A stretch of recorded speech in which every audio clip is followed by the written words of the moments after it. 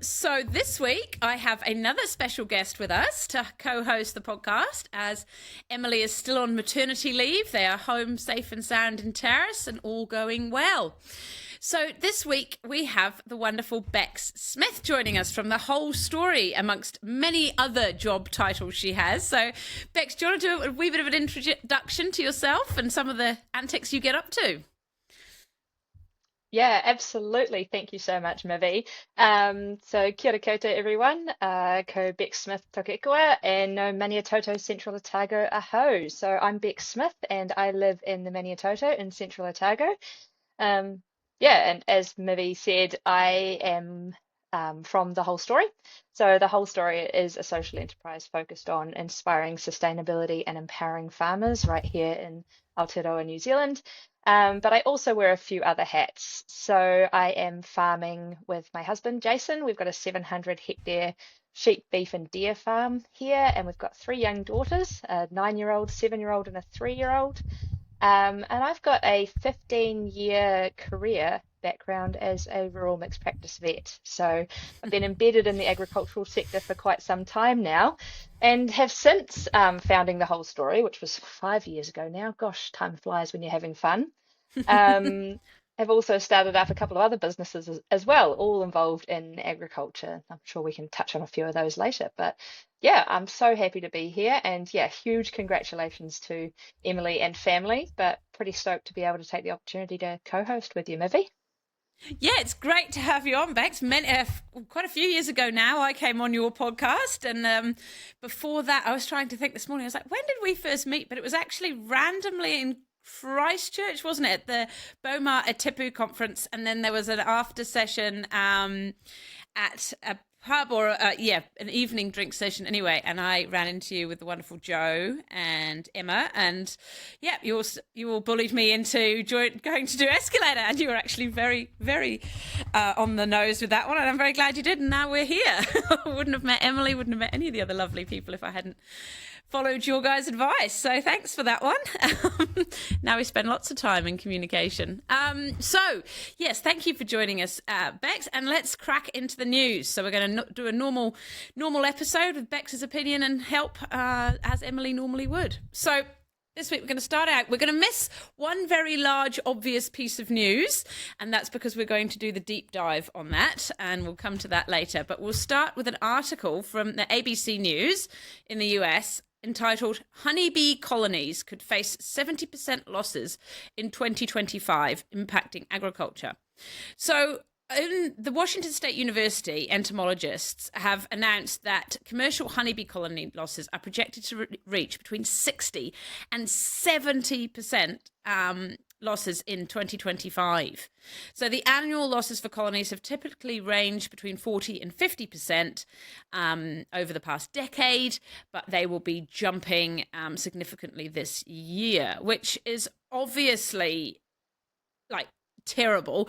We're all very well aware that of the importance of honeybees in our ecosystems for everything that goes on in agriculture. Whether you be a pastoral farmer with clover and grass that needs pollinating, or you are a bee farmer, an apiarist yourself, and you need the bees for producing the honey, or maybe the fruit orchards or wineries, and everyone needs pollination, and we rely heavily on these poor wee bees, and they are having a pretty tough time on it.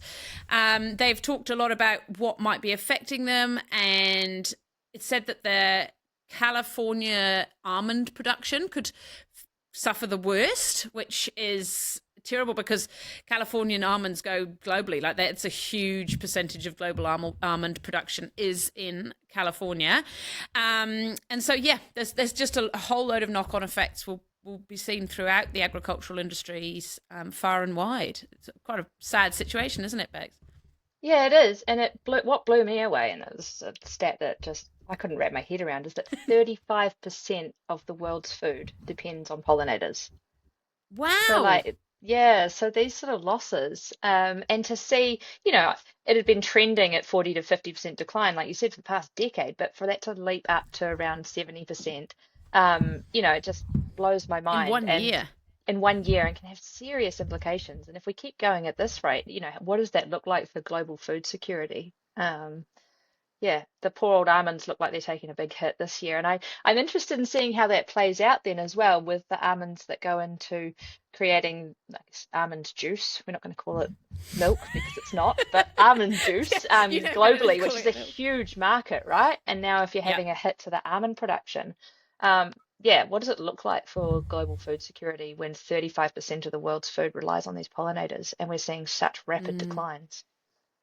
And I'd say we'd be surprised the knock-on effects as well. It might be 35% quite directly relies on the pollinators, but once you look at the whole system, there'll be ties to other systems that need the pollinators that yeah, so it'll probably be even larger impact than just the 35%. So it'll be interesting to see what happens there, and hopefully they can take some remedial action, get ahead of it and do what they can. But yeah, really sad situation over there.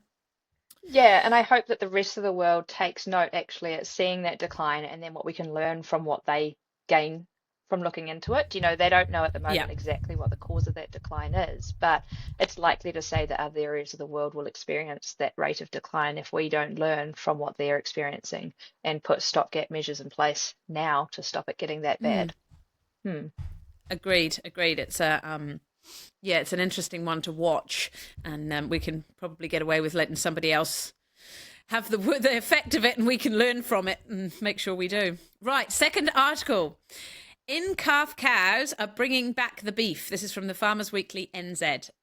So it was basically the summary of the article is that beef breeding herds has had a pretty tough time for the past few years, and suddenly we're starting to see a resurgence in prices for in-calf cows. They were talking about the Angus heifers that were in calf being sold recently for almost $2,500 a head, which is fantastic news. And we can see globally the demand for beef is through the roof. Even cull cow prices in dairy are phenomenal. Breeding cow prices in dairy, as in calf, as in not going to go into the food production chain, through the roof this year.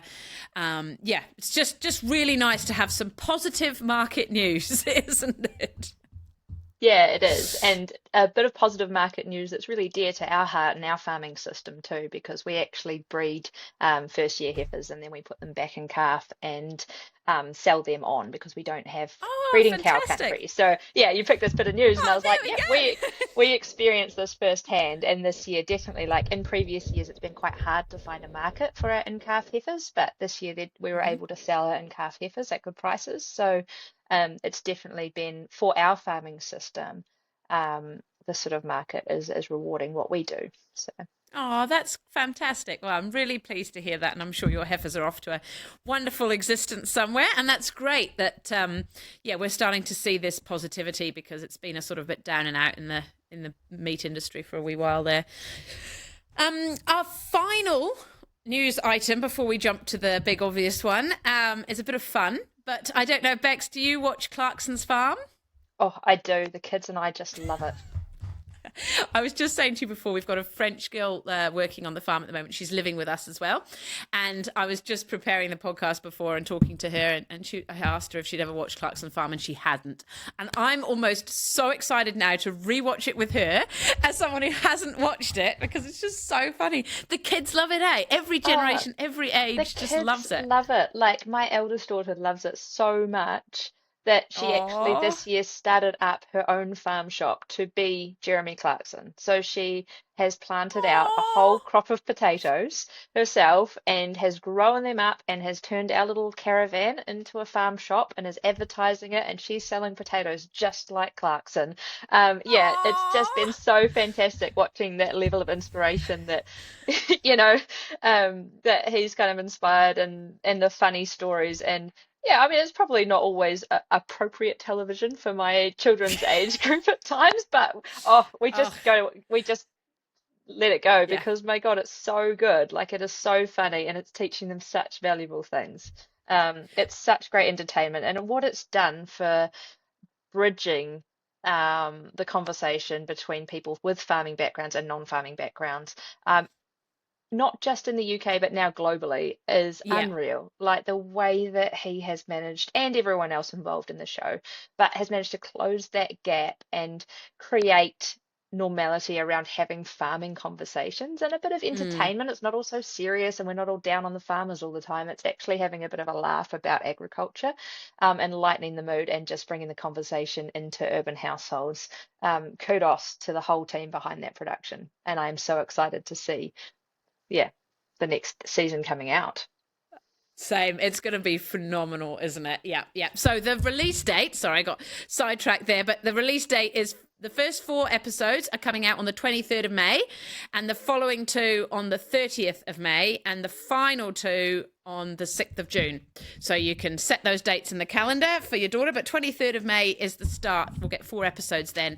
And yet, like you say, it's just opened people's eyes. And I love the way they've done the costs, and they've been so honest about everything. And it's not put across in the way that often I've seen a lot in the UK anyway. Oh, just farmers moaning about costs while they're driving around in some flash Range Rover. And it's not, it's like, no, this is honestly costs, and a lot of the money they do have is capital gains, etc., or, generational wealth. It's not like the actual business side of it is bloody tough. So it's really great that such a charismatic character as him has taken this on. And I just love Caleb as well. He's such a And great influence. oh, absolutely. And I think it's really important for farmers as well to sit back and sometimes have a bit of a laugh at the situation and the challenges, right? Because sometimes we get so bogged down in how tough it can be. And, you know, it is, financially really challenging at times. And on every level, farming is not an easy gig at times, right? And so to be able to sit back and watch someone else make light of it and have a bit of a laugh and be able to laugh at our own experiences, just Yeah. I think it's really important for all of our mental health actually to have a little bit of a lighthearted approach to some of those really tough challenges that we face. It kind of seems to make it all a little bit more bearable that we can have a laugh about the situation. Because what is it? If you don't laugh, you cry. Yeah, I'd rather be laughing. exactly. Yeah. I think I totally agree with you there on that one. Yeah, that's a great way to look at it, because it is, if you actually sat down and started working out, it's could be pretty dismal picture, but the way he brings it across is just absolutely fantastic. And so the prime summary for this season is: Caleb is on a nationwide tour, Lisa is working on a new product line, and Jeremy is left to run the farm alone. So in Caleb's absence, Jeremy must keep diddly on track and comes up with an idea. So we can all imagine what chaos is about to ensue. So bring on that. We absolutely love Clarkson's farm, and can't wait to watch that one. Absolutely, can't wait. Right, deep dive time. So the big old elephant in the corner of the room. Full disclosure, we're recording this on the Friday before, as I've got a giant week next week with 3 days at Side Dairy Conference, which I'm co-chairing, and we're recording this on Friday. And yesterday, on Thursday, we got the wonderful announcement from the US of all the magical tariff numbers that have come out of the US political system on every country pretty much around the world, population or not. So what do we need to know for New Zealand? So New Zealand has been given a 10% tariff on all imports to the US, and that is the lowest possible tariff number that has been given to anyone. So I was looking on the BBC this morning, and there are honestly, some of the tariffs are wild, absolutely wild, some of the numbers that some countries have to have. So Cambodia's got 49%. We've got Vietnam on 46%. The European Union is 20%. The UK is 10% like us. India's got 27%. Taiwan has 32%. Indonesia has 32%. Iraq has 39%. And basically there's a figure that they have come up with. So they basically work out the trade deficit and divide it by half. So they've gone, what value of products do, say, the New Zealand import into the US? what do they buy off us, and then work out the difference and then put on the tariff based on that. What blew my mind was this was decided upon by a guy on X, posted this on X originally, and then it got some traction with some people on Wall Street, and next minute that's the equation that's being used. Now, I'm sure more has gone in behind the scenes than well, I'm not sure, but I'm going to hope that a lot more has gone in behind the scenes with actual economists involved. And yeah, it's just a bit of a shambles at the moment. There's a lot of different things in the air there. From what I've read, a lot of there's lots of different attitudes. So the Australian beef industry has said, fine, that's fine. Put the tariffs on us. We'll pass that on to your consumers in the US. We're not worried. If you don't want our beef, we'll go sell it somewhere else. New Zealand have said, we're not going to put in any reciprocal tariffs. We're just going to leave things as they are. We're going to work with the system and see what agreements we can come up with the US. There's been some questions from New Zealand on how they've come to that number. There's a lot of questioning from the New Zealand government that the numbers they've used aren't actually correct. So that may be negotiated further down the line. Other countries, the UK is panicking about the 10%, but when you actually look at the percentage of exports into the US, they're not a giant amount. I mean, it's not a small amount, but yeah, the share of the US imports, the European Union tops it with 18.5%, China with 13.4%, and then the UK is down at 2.1%, and New Zealand is way down the list at 0.2% of share of US imports. So, yeah, it's quite interesting. There's a lot of people saying that it might lead to a lot of opportunities. Opportunities in terms of either going to other markets who now don't accept New Zealand, US products in a sort of retaliation. We've seen a bit of that backwards and forwards between Canada and Mexico and the US already. So there may be opportunities then open up with further trade with Taiwan or China or someone else anyway. Or there may be deals done behind the scenes. This is sort of the big image, and he's had to have all this pressure to come out and fulfill what he promised when he was voted in. And this is, Liberation Day, it was declared, and he's done his bits, but now things might change behind the scenes. There's a lot of chat about how this will impact US farmers, and it's not all positive. There's a lot of talk that it might be quite a negative effect on US farmers in the long term. But I guess a lot of it is wait and see. And a lot of it is wait and see what the retaliation will be. Yeah, so it's an interesting subject, isn't it, Becks? Oh, it really is. And full disclosure here, and Myfanwy and I were talking about this before the episode, I am probably the least knowledgeable person to have on the podcast today around trade and markets, but it's allowed me to do a really good deep dive into this since the news broke yesterday, which has been great. So thank you so much, Mibby, for making me do a deep dive into this, because it's increased my understanding. I had a few points that were really interesting for me anyway, is around how this is projected to look at GDP changes, right? So this actually, and then you've got to look whether retaliation is going to come or not. And obviously, potentially by the time you listen to this, things may have come out in the wash or around what that retaliation looks like. But remembering at this stage is we have no idea what everyone else is going to do. But there's different projections around GDP changes, and actually, like the GDP change for the US, with or without retaliation, their GDP drops as a result of this. So it's not actually that interesting. Well, it's a really interesting play.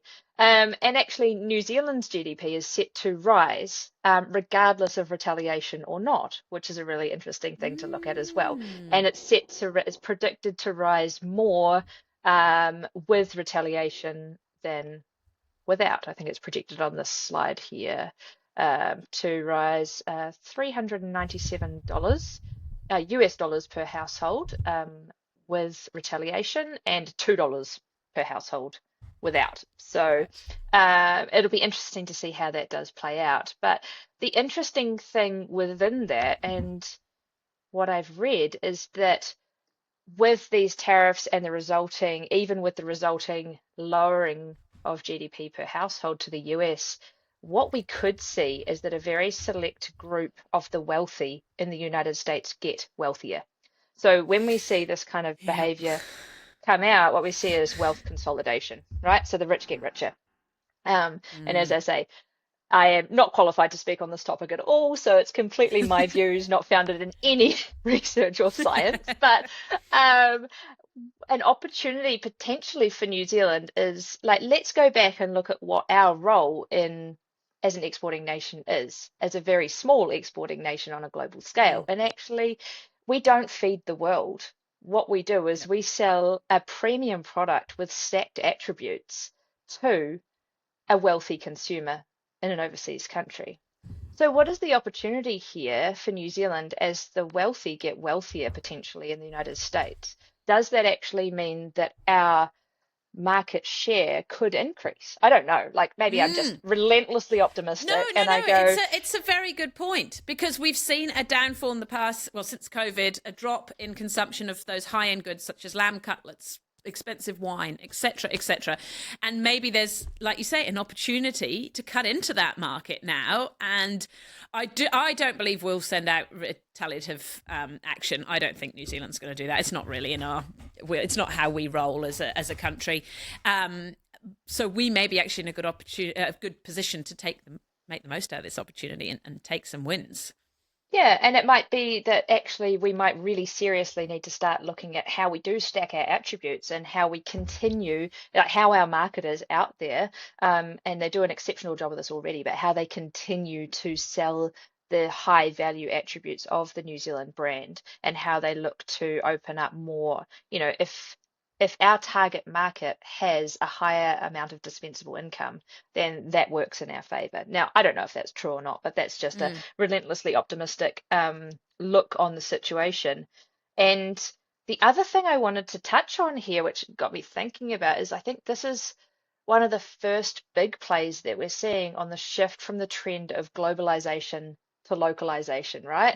And Mm. we've been talking about that signal, and anyone who's familiar with Melissa Clark's Reynolds work will know that she's always talking about signals. And this one of shift from globalization to localization has been a signal that's been coming up repeatedly for a while. And I think this is, a really big play in that space to go countries looking at moving away from a global economy to more of a local economy, and how that plays out in the markets is going to be really interesting. And whether as New Zealand we need to actually have a little look at um, our local markets as well and how we spread our risk there. So I Yeah. don't know. These are just things that make me think about how do we play as a country on a global stage if a global stage is moving to a more local economy.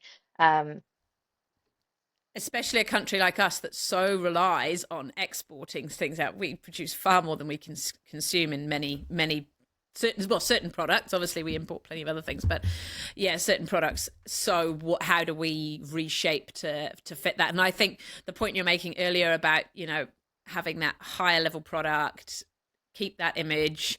We've talked about this a lot. It is important to be at the forefront and to be chasing those top percentage buyers as much as we can say, oh, well, the average consumer doesn't give a about X, Y, and Z.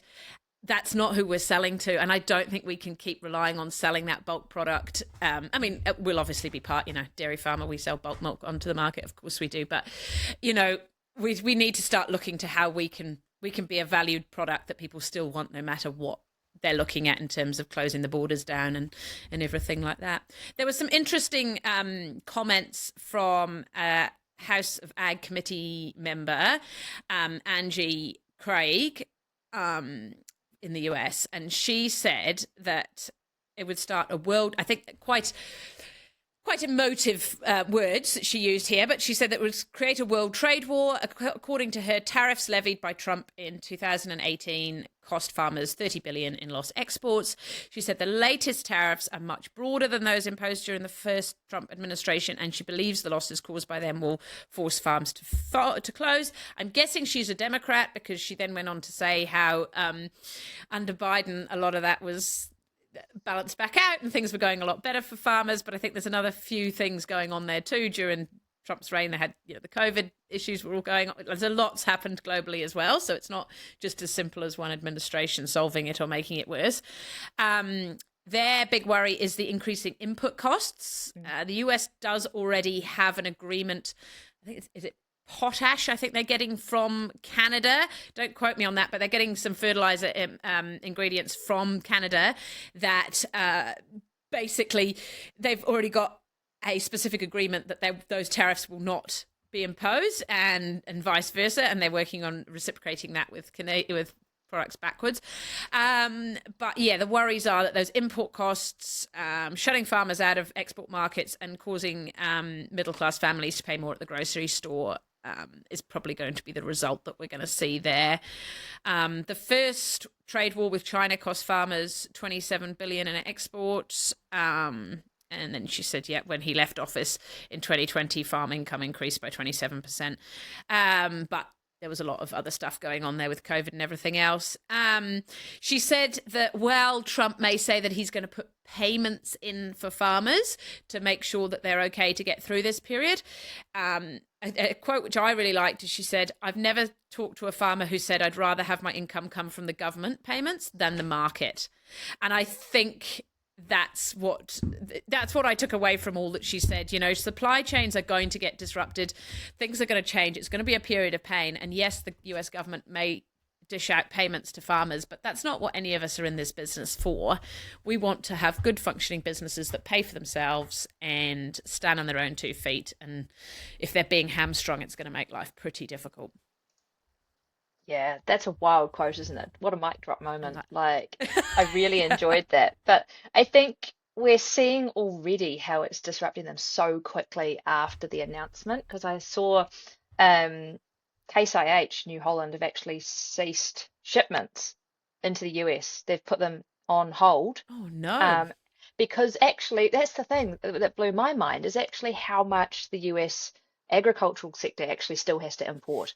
And so even all their machinery, like there's a really great website from the Ag Web Journal that is called Who Makes What Where, and it's looking at all the farm machinery and where that's made globally. So all the different brands of farm machinery and where it actually comes from. And I think only 20% of, don't quote me on that one because I haven't got the stats in front of me, but I think it's about 20% of the farm machinery that's used in America is actually made in America. So therefore the rest of it gets imported.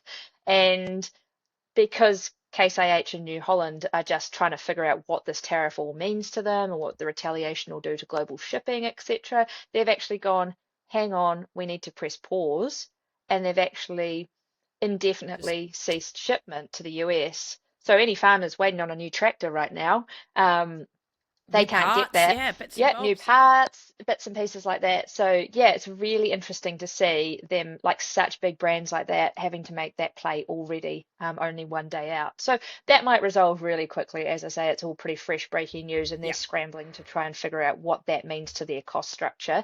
But you can imagine the uncertainty being a farmer in the US right now, knowing that supply chain's been disrupted, would be incredibly unnerving. Really, that's a really good point. I wasn't aware of that one with Case IH. I think it's very sensible for them. They need to, line up their ducks and work out what's happening. And I think we've said this on so many different topics, be it land and water plans, be it, the tariffs. What are the worst things for farmers is uncertainty. And yes, okay, we have a level of uncertainty built into our business working with livestock and outside in a natural environment. But, when things like this happen, it actually does hurt us quite badly, and there's a whole lot of knock-on effects like that. Parts, we've got so much, and we've got so much urgency to get things done, and we don't have the time that many other businesses do to take to step back and review. We have to keep going. There's always animals to be fed, there's always crops to be put in, and plans to be made in terms of what you're harvesting that year. So yeah, it's that uncertainty yet again that's probably going to cause the most problems to agriculture globally. Yeah, well, the biological production system isn't something that you can just turn on and off, doesn't it? The days keep ticking over, time keeps ticking, and you've got to keep up, basically. Yeah, 100% nailed it. Yeah, exactly. Right, well, I think we've chatted all we can about that. Like Beck said during that deep dive, we have recorded this on the Friday before the episode's going to come out. So I'm sure lots of information will come out this week, and we will talk about it in the episode the week following. But thanks, Becks. I know it wasn't your your favourite topic or your area of expertise, but it was great to have your insight on that. So we're going to round up with a recommendation.